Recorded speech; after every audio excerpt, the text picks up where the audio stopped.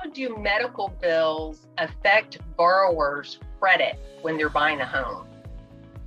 Yeah, so that's a great question, Terry, and definitely on topic with some of the recent changes that we've seen in the industry. So, just like a collection, it definitely has a negative impact on the borrower's credit score.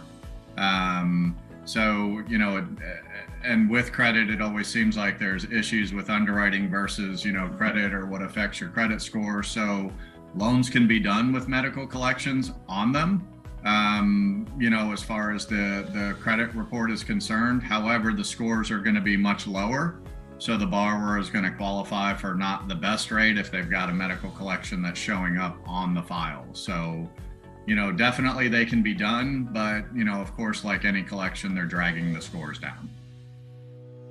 So the recent changes that were made on how medical debt is reported, how does that help borrowers? Yeah. So, and again, right on topic, because that was a huge, improvement in the industry. So starting last year, and the bureaus have been talking about this for quite a while, what to do with these medical collections and that type of thing.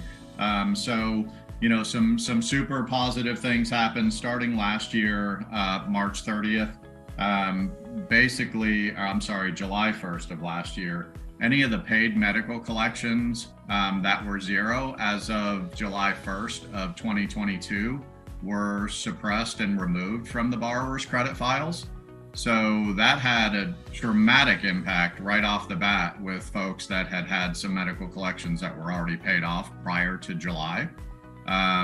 So now moving forward, the positive changes that have happened, and they kind of put some things into place. So the first was removing the zero balance collections. And then as of March of this year, any collections under $500 are actually being suppressed and removed from the borrower's credit file. In addition to, they're now waiting. So it used to be that a doctor or hospital could send somebody off to collection, within a 6-month period. They had the bill, they would send it off, they weren't getting paid, and they would turn it over for collection. So now these doctors and hospitals have to wait a full year before they can turn that debt over to a medical collection company to, service that collection account.